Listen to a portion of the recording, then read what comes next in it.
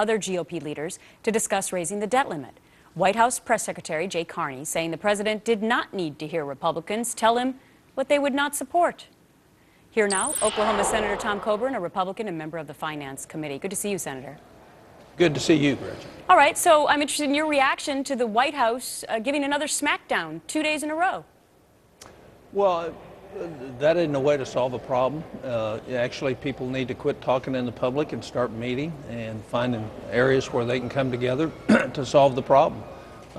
It sounds to me like the White House has taken the position that they don't want to get a deal, and then they want to punish those that they said couldn't get a deal with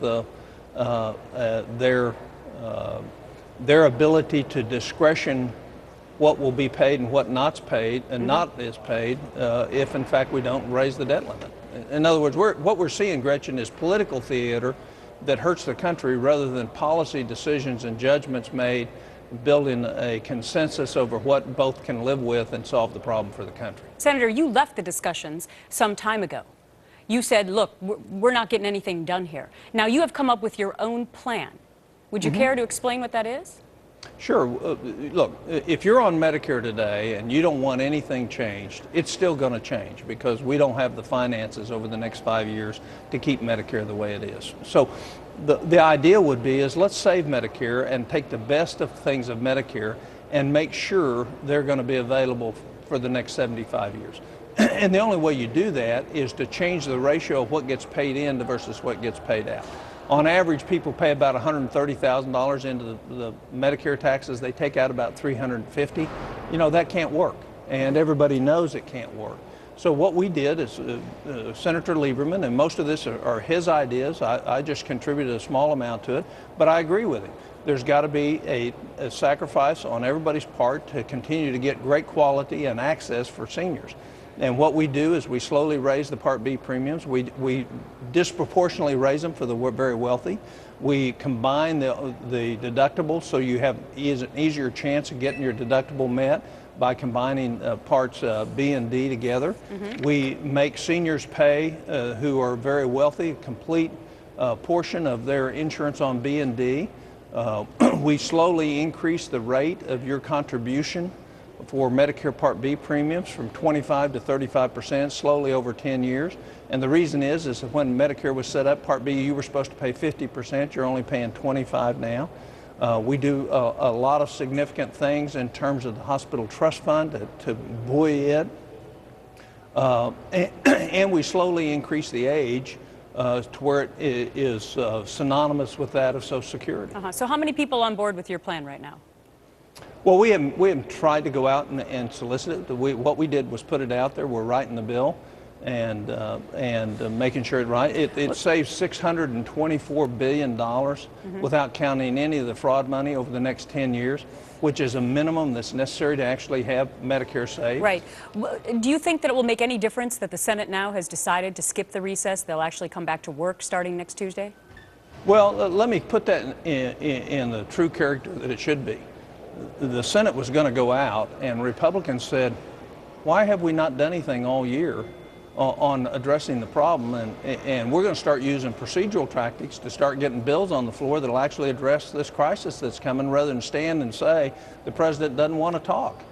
Because that's essentially what has been said. If it doesn't do any good to come and talk to us, how are we ever going to solve the problem? So will you get anything done next week? Because he said he's not going to come and talk to you. I don't know, but the one thing that needs to get done is the American public need to get educated on how severe the problem is in front of us, how urgent it is, and quit listening to the political rhetoric of people putting their fingers in somebody else's eyes. We ought to quit caring about the next election, start caring about the country. Well, the president has 2 campaign events tonight. What do you think about that? Well, I think, you know, that's the whole problem. You don't say the things he said in the last 2 days unless it's political. They're thinking about the next election. They're not thinking about solving this problem right now. Otherwise, you wouldn't put your finger right in the eye of every Republican if you were planning on sitting down and negotiating a compromise. So I think it's unfortunate. I think they've taken the wrong tack, but they obviously think this is a tack that they win politically. What I would tell you is the country gets hurt because of it. Is the August 2nd deadline for the deficit, is that a real deadline, or is it going to be pushed again? No, I think it's a real deadline. The way things look right now is we're not going to meet it. And what do you think that means? Well, I think it means some unsettledness for 3 or 4 days, and then I think the hard work will begin, and we'll try to get a compromise. And all this political stuff you hear, the realities of not doing what we are supposed to do and being prepared to defend what you think is right, I think will come upon people. Very interesting. You know, Gretchen, it just tells you, career politicians who care more about elections than they do the country will put our country at this kind of risk.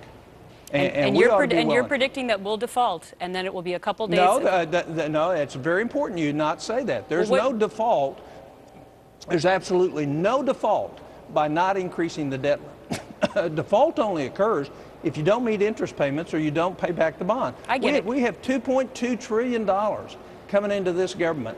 The last Clinton budget was $1.8 trillion. We're at twice the size of the government as we were 10 years ago. We have money to do that.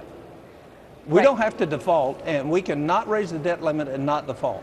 All right, Senator Tom Coburn, a very interesting discussion. Thanks so much for your time today. All right, Gretchen, good to talk with you. A meaningful end to a meaningful career. Outgoing Secretary of Defense Robert Gates just departing the Pentagon for the final time. Earlier today, military brass and President Obama paying tribute to him. Gates is the only defense secretary to serve presidents from different political parties and